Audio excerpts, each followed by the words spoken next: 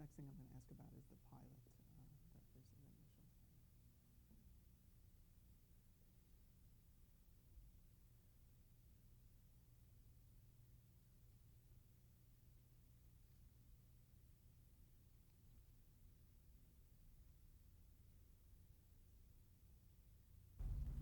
Okay, we're talking about Leave It to Beaver, and I wanted to ask you about the pilot that was filmed with a slightly different cast.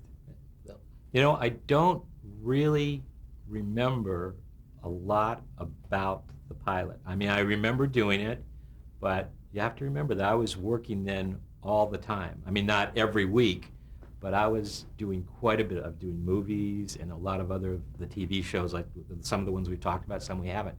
So I went in, and it was just a pilot. It was just another week of shooting. So I remember getting the script, and we went in and we did it. The original name was not Leave It to Beaver. It was called It's a Small World. And so we went in, we did the pilot, um, uh, and there was a totally different cast except for Barbara Billingsley and myself. When we came back to do the actual show, the next name they came up with was Wally and the Beaver, and they thought that sounded too much like Wild Kingdom or an animal show. So I don't know where they came up with Leave It to Beaver. I one time just looked it up just out of curiosity to see if there had been any other shows, and there was a Blondie movie with Blondie and Dagwood called Leave It to Blondie. But so they came up with the name Leave It to Beaver. But it took a long time for the show to sell, because you have to remember at that time television was really in its infancy, and most of the shows that were on were, as I told you, the variety shows, cowboys and Indians, and gangster shows. So there were a lot of police and gangster shows. There were very, very few what they called situation comedies, and if they were about adults. Now, Leave It to Beaver took a totally new and unique perspective. It was the adult world seen through the eyes of a child. And so there were different characters, and people were really used to seeing. There was Beaver, and he was the innocent. There was Wally, he's the transitional character. And then there was the general world outside. Now, Wally tries, because he's been exposed, to explain to the innocent Beaver what the world is really like. And then the adults come in, even the parents, and say, do what I say, not what I do. So it was a unique show. In fact, if you watch Leave It to Beaver, even from the pilot, it's taken from a child's perspective. When you look at scenes when I talk, say, to a policeman, which I do in several episodes, it's shot from the policeman's point of view down, but also from my point of view up. They aren't shot like adults where you go back and forth like this. So it was a unique show, and it was, as I say, a very much of a new genre for television, to see the world through a child's eyes. So it did maybe languish for a while. It didn't go out, and it was played, I believe it was on Heinz 57, but I'm not sure of that. But anyway, it was every week this would show pilots, but people didn't know they were watching pilots. They were showing these shows, and it was a series, I think it was called Heinz 57, and different shows would come on every week, and you'd say, okay, well, it's like a variety show, except each week what you were really seeing was a pilot. So it premiered on that, and then kind of languished, but then about, I think probably maybe a year, and maybe even a little more than a year, they called back up and said that the series had sold, and actually the one that was fundamental in picking it was General Douglas MacArthur, because at that time he was on the board of directors, and he may have even been president, I'm not sure though, of the board of directors of Remington Rand, which is something that a lot of people, if they're very young, not even think about. But at that time, Remington Rand was a huge company because they were making typewriters. And like computers nowadays, typewriters in those days were very, very big. The reason General MacArthur was part of Remington Rand is because during World War II, they had many of the typewriters, but also a lot of the armaments, because they had switched over to armaments, and that's how he became involved in the board. So he was one of the people that actually picked Leave It to Beaver, because at that time it was also a different way of sponsoring. What would happen was, nowadays ad agencies sell ads to a myriad of sponsors. In those days, you had a main sponsor. They would come in and buy the show and produce it and put their commercials in, and then they would sell other spots and to make the money back. So that's how it worked. So anyway, it took a long time because it was a big decision from, it was major companies, and they would buy, and a lot of times Remington Rand didn't do this, but we had also in subsequent years GE and Purina. We actually did commercials that actually flowed into the show, but Remington Rand didn't do that. But anyway, it was a big commitment for a company to make to sponsor a series. So it took a long time, and when we came back, they weren't happy with the father who played Ward. They weren't happy with the older brother. Not that he wasn't a good actor, but in the year or whatever it was, he had gone from like 5'5" to like 6'5". He got this huge growth spurt, and he was really a big brother. So they replaced him. Harry Shearer actually played the original part of Eddie Haskell, but his parents, he was a child actor at the time, didn't want him to do a series, because a series was a huge commitment at that time.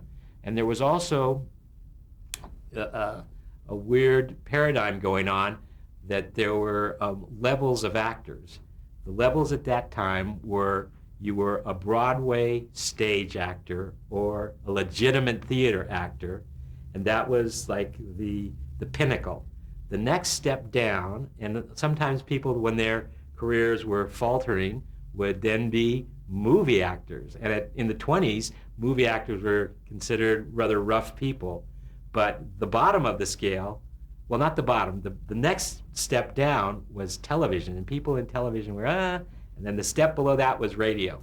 So that was the step process at that time in television. So his parents thought that he was going to be, and he'd gone on to do huge things, a movie actor. So once you did television, a lot of times you would never go back and work movies again. Now, not people like Bob Hope, were doing variety shows, but the people who did television series.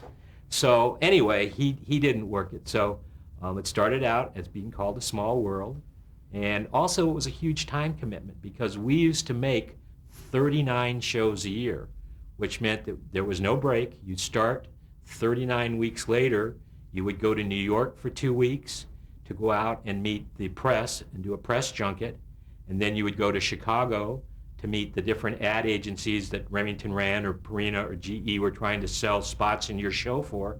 You'd go back and you would have a small break, and you would start, if you were lucky enough to have been picked up for the next series, another 39 shows. So it was a very, very big time commitment for people. One of the things that Conley and Mosier did, which was really nice and just shows, I think, how much they cared about Tony and myself, most of the shows that had child actors in them would try to film during the summer, because instead of having to go to school, it doesn't sound like very long, but for 3 hours a day, you could use the child for the entire, basically 7 hours, because you got an hour for lunch. If you worked during the school year, you were only allowed to use those children pretty much 4 hours a day. And most series, because of that, were geared to run during the summer. Of course, they'd have to run during the school year, but they could get a lot more done, especially a show like Leave It to Beaver, which had so many children in it that could only work basically 4 hours a day. It would have been much probably easier for them to work during the summer. But what they said is, no, if you quit and then the kids have to go back to school, the adult actors will have a vacation. They'll have to go back to a regular school for maybe, a month or 2 months and then come back. So we always took our hiatus during the summer so that we could have a break too. So that was something they really did. And I'm sure it cost them a lot more money, because they could have used this for a lot more time. Can you talk a little bit about those two and differentiate their personalities a little bit, or their responsibilities on the show? It was Joe Conley and Bob Mosier. Joe Conley was he was Irish. I'm Irish, so I can say this. He was just really fun-loving, very outgoing. Mr. Mosier was very fun, but he was a little bit more methodical. They had both been working in ad agencies, I think writing commercials and things like that, and many years before. Then they had gone on to start writing radio shows, and then they went on to write Amos and Andy. Now, people nowadays, when they think of Amos and Andy, think of probably the television show, but Amos and Andy was one of the most famous radio shows on. In fact, I think it was the 20s or the 30s. It was so popular that when it came on for I think it was on maybe 15 minutes a day, in movie theaters, they would stop the movie, play it over the loudspeakers so people could hear Amos and Andy. People would actually pull their cars over to listen to Amos and Andy because the radios weren't like they are today and the cars were a lot louder. But this was, the #1 show on radio when they were the writers for it. So then they went into the movie industry, and they did a movie called, I think it's called Calvin and the Colonel, if I remember right, and it was with Charlton Heston. And then they decided to go into this brand new medium, which was television, and series were just coming about. There had been series, but we're definitely not one of the first series, but we were right in the very beginning. So they decided to go, and because they both had large families, they decided to write a show about children and the world seen through the eyes of a child. Now, the interesting thing about it is Mr. Conley had always wanted to be a writer, and Mr. Mosier too, but Mr. Conley had a little book, and he would write down things even when he was a child, of things that happened to him, of things that happened to his friends. When he got older, he wrote about his kids, and his kids would come home and say, this happened to so-and-so at school today.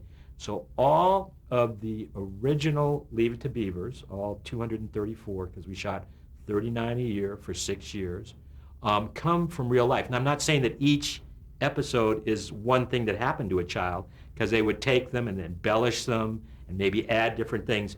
But in the core of each episode is from real life, and they really did happen to a child. And people always also ask me, where did they get the name Beaver? Well, from this same book of all the experiences he's had, he also, at the back, had an alphabetized list of names. And he would, every time, I guess when he was much younger, write down the names of people that he met. So right away, of course, he got Tom, Dick, and Harry. But when Mr. Conley was a merchant marine during World War II, one of his shipmates was named Beaver. So when he went to do, well, actually, It's a Small World, at that time, that was the name of it, he went, started flipping through his names, went through all the A's and didn't find one, went to the B's, found Beaver, and said, oh, that's a great name for a character. And that's how the name Beaver came to Leave It to Beaver. And how was it explained on the show? They never really explained it very well. There are many, many anomalies to Leave It to Beaver. One of them is, what did Ward Cleaver do for a living? Now, I think what they wanted to do was maybe hold it off in case they wanted to write a show where he was an insurance salesman, a real estate salesman, who knows what. And there are people that will say, and there are actually books that are printed that says, he was this, he was that. If you go through every Leave It to Beaver, there are two things that they said he did. I, one time, in a show that was very, very touching, wrote an essay about my father.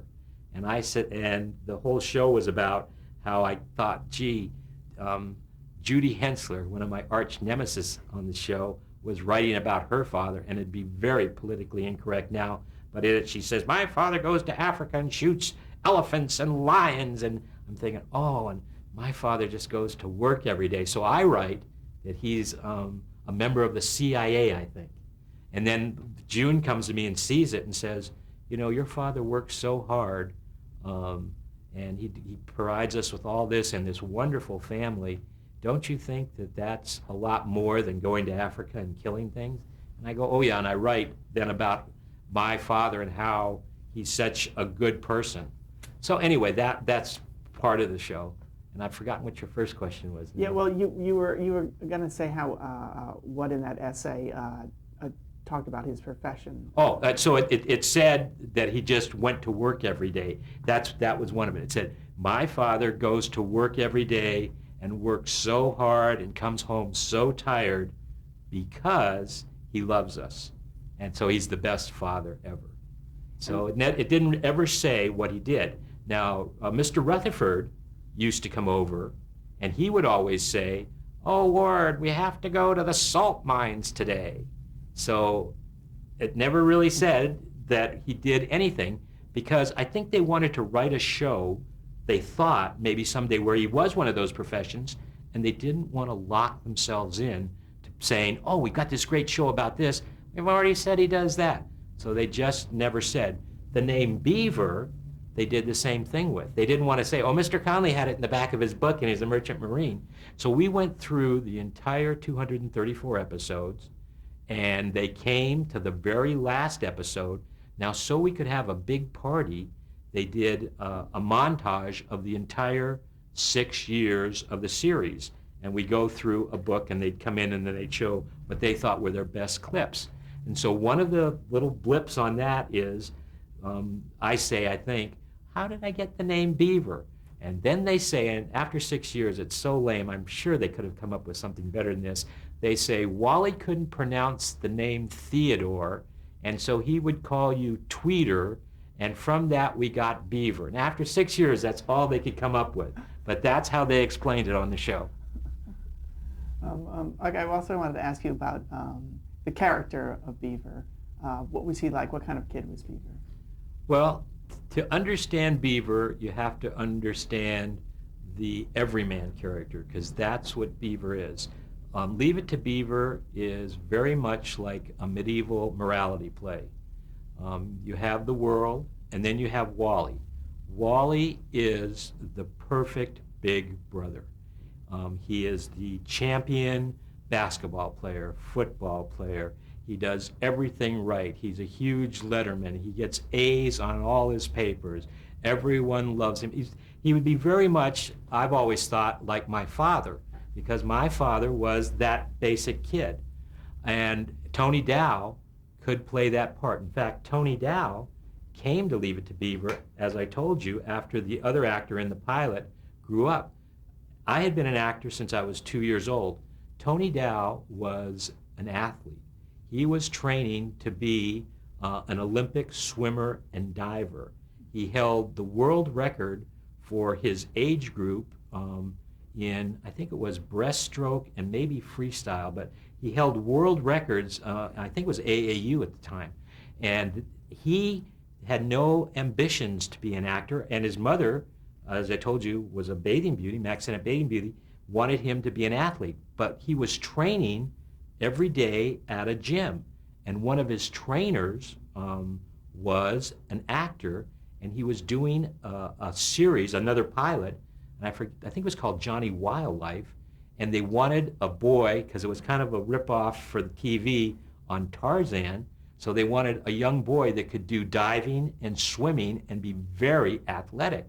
And so this guy said, well, I have a kid that is a huge athlete at my gym that I train. He could play my son. So Tony Dow did one show before Leave It to Beaver, which was this Johnny Wildlife.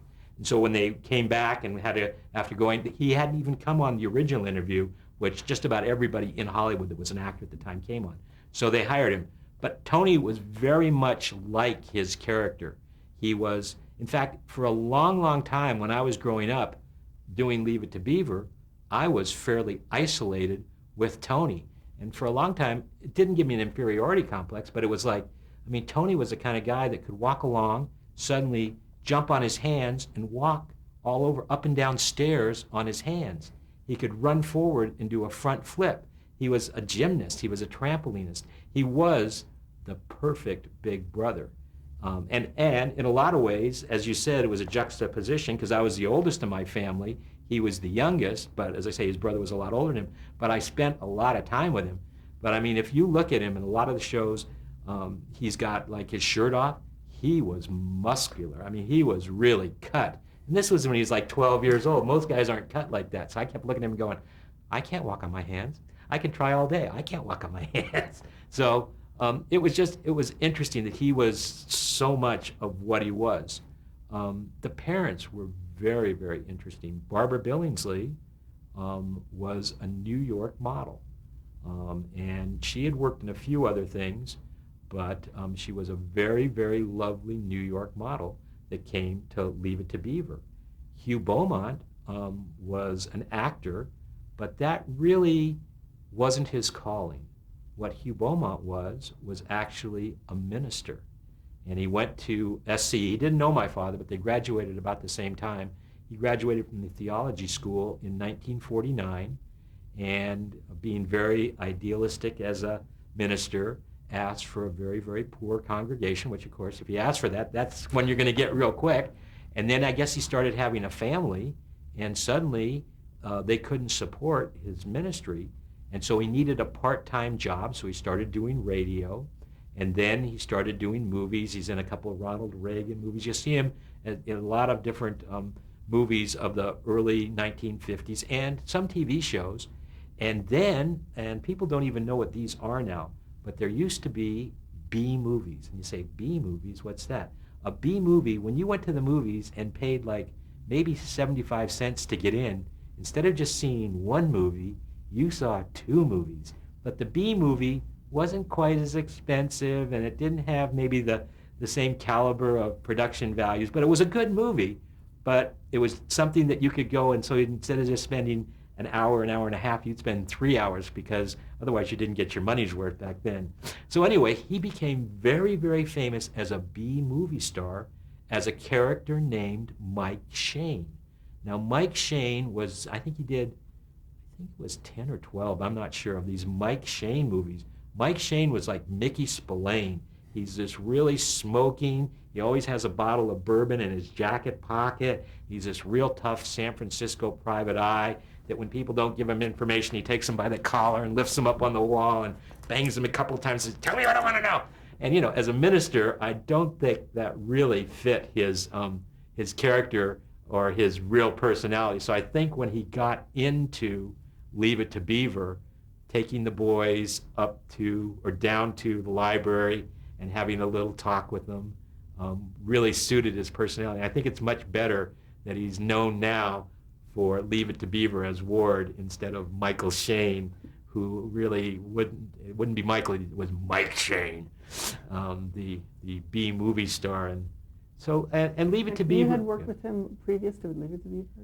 Oh yes, you've done your research. Actually, I worked with him on a religious show, and it was just something that someone had called up my agent, and it was about children living in an orphanage.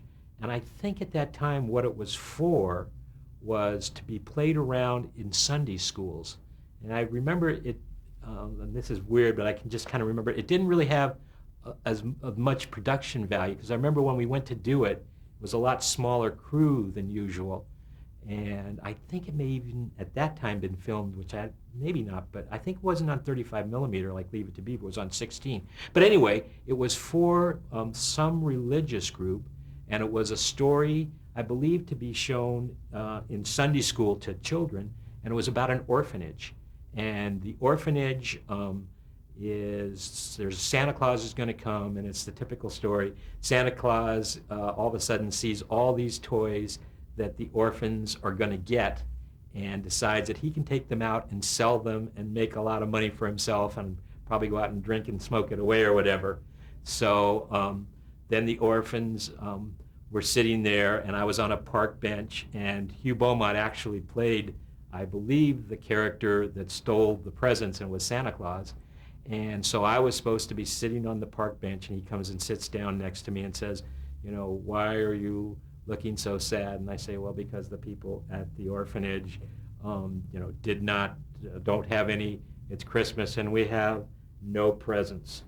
So Hugh Beaumont said, you know what? When we were just talking there, and as I say, because it was much looser framework, I think he could kind of step in as the role of director, because he was such a good actor. He said, you know what? that would be really good if you cried when you're talking about the orphanage. He says, do you know how to cry? And I thought to myself, and I said, no, I don't really know how to cry. He said, well, let me tell you. When you start telling me about how the kids don't have any presents and it's going to be the worst Christmas ever, he said, just put your hands up to your face like this and laugh and go, just like, but do it like this. And people will think you're crying.